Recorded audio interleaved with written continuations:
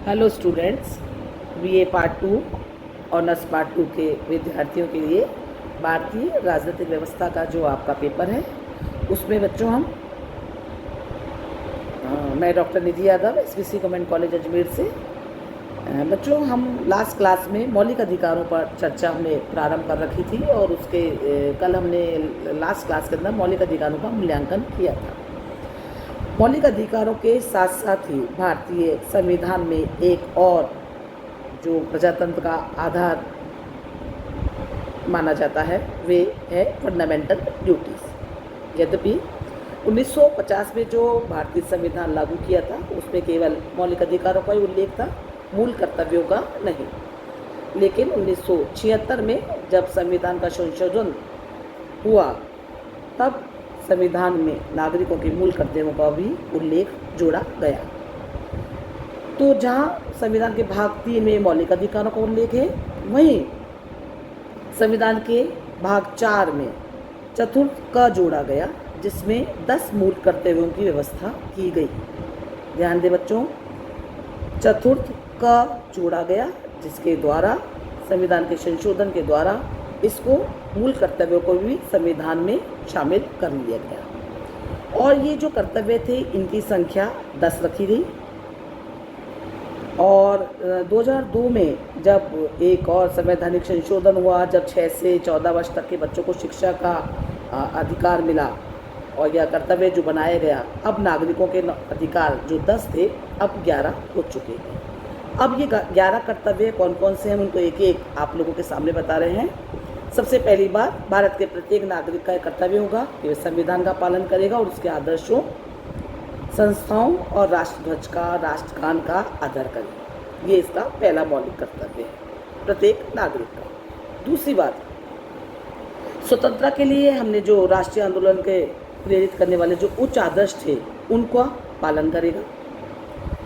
देश की एकता और अखंडता की रक्षा करेंगे और उसे बनाए रखेंगे। देश की रक्षा करने के साथ साथ आह्वान किए जाने पर राष्ट्र की सेवा भी करेंगे। इसके साथ ही भारत के सभी नागरिक समान भ्रातृत्व की भावना का विकास करेंगे, जिसमें धर्म, भाषा, संस्कृति, वर्ग सभी भेदभावों से दूर महिलाओं के साथ में अच्छे व्यवहार की व्यवस्था भी की जाएगी। इसके साथ ही साथ हमारी संस्कृति की जो गौरवशाली परंपरा है उसके महत्व को समझ करके उसका संरक्षण भी नागरिकों के द्वारा किया जाएगा। इसके अतिरिक्त प्राकृतिक पर्यावरण जिसमें वन, झील, नदी और अन्य जीव आते हैं, इनके संवर्धन के लिए भी मनुष्य को या नागरिकों को अपना दया का भाव रखना होगा। सभी भारत के नागरिकों को ये कर्तव्य होगा कि वे वैज्ञानिक दृष्टिकोण अपनाएंगे और मानववाद और ज्ञानार्जन की भावना के द्वारा समाज का विकास करेंगे। साथ ही साथ प्रत्येक नागरिक सार्वजनिक संपत्ति को सुरक्षित रखेगा और हिंसा से दूर रहेगा। व्यक्तिगत और सामूहिक गतिविधियाँ जिसमें राष्ट्र निरंतर नवीन ऊंचाइयों की ओर अग्रसर हो, ऐसी व्यवस्था भारतीय नागरिकों के द्वारा करनी होगी। उनको ऐसी भावना अपने अंदर विकसित करनी होगी। और एक 11वां जो मूल कर्तव्य जिसके बारे में मैंने भी आपको बताया कि 86वां जो संवैधानिक संशोधन हुआ 2002 में, इसमें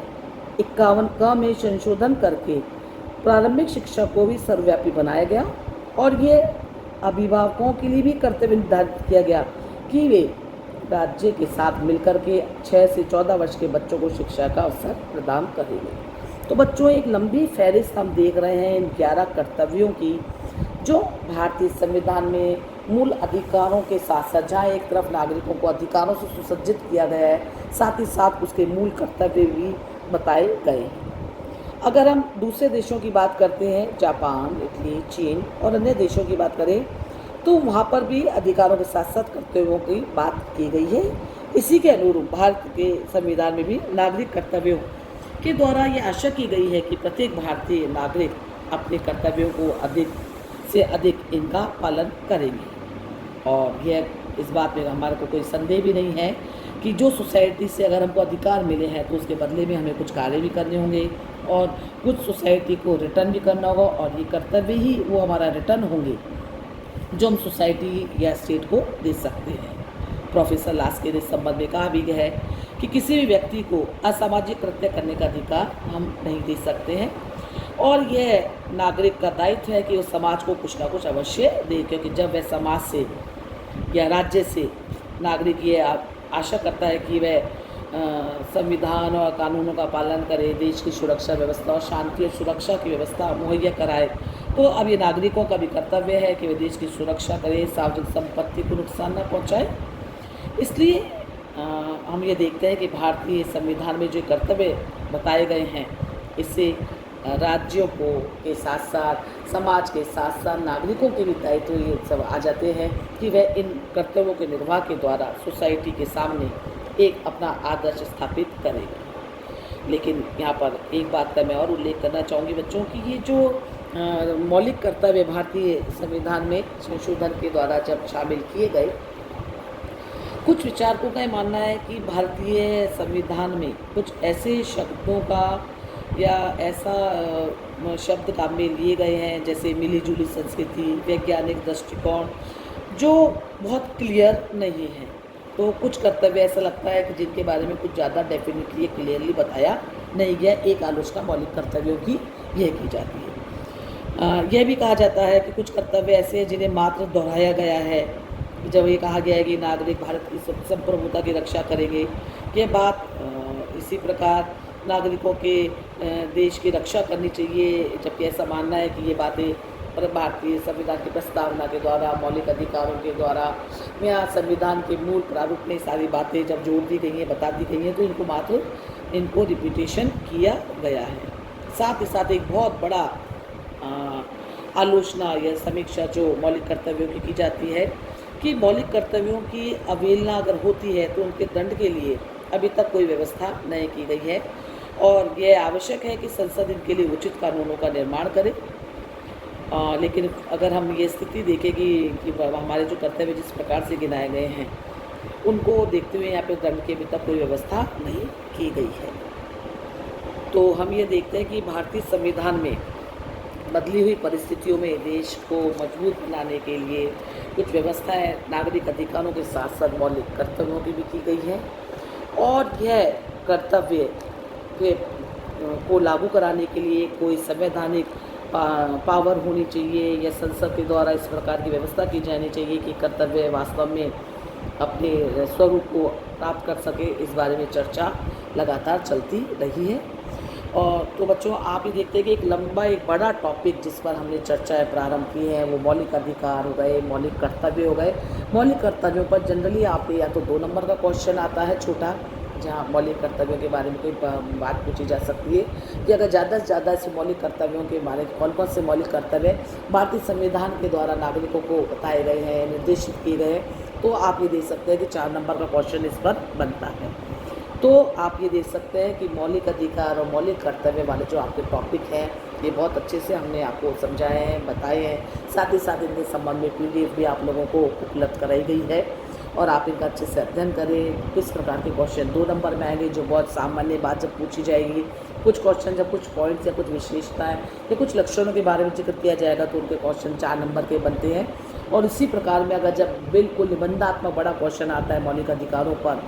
तो वो आपका पूरा 20 नंबर का क्वेश्चन आएगा, और उसके अनुरूप ही अपने आप इस टॉपिक की व्यवस्था अपने करेंगे। आगे की क्लास में बच्चों इसके बाद जो टॉपिक्स हैं उनको हम आगे बढ़ाएंगे, और जहाँ तक मैंने सिलेबस के बारे में अगर हम चर्चा करें, तो हम देखते हैं कि जो मौलिक अधिकारों के बारे में या आइडियोलॉजिकल कंटेंट्स के बारे में जो कॉन्स्टिट्यूशन के हमने अभी जो चर्चा प्रारंभ कर रखी है, आने वाली क्लास के अंदर हम राज्य के नीति निर्देशक तत्व जिन्हें directive principles of state policy कहा जाता है, उन पर हम चर्चा प्रारंभ करेंगे। और उसमें हम ये देखने का प्रयास करेंगे कि हमारे संविधान निर्माताओं ने हमारे लिए ऐसी व्यवस्थाएं की हैं जिनके बारे में आप सभी छात्र अपने स्थिति जो आप लोगों की है एज ए स्टूडेंट के रूप में, अगर आप भारतीय संविधान का अध्ययन करेंगे तो आप ये जान पाएंगे कि हमारे संविधान निर्माताओं ने कितनी लंबी सोच के साथ में हमारे लिए कुछ ऐसे लक्ष्य, कुछ ऐसे उद्देश्य निर्धारित किए हैं, कुछ ऐसी वैचारिक स्थितियाँ हमारे लिए बनाई हैं कि आज इतने लंबे समय के पश्चात के बाद आज भी और आने वाले समय भी भारत में लोकतांत्रिक व्यवस्था या जिस डेमोक्रेटिक सेटअप को हमने अपनाया है या जिस संसदीय व्यवस्था के प्रतिमान को भारतीय संविधान निर्वाती सभा ने हमारे लिए डिसाइड किया है, वो आगे भी बहुत अपनी जड़ता को प्राप्त करेगा, बहुत अच्छे से अपनी स्थिति उसकी और मजबूत होगी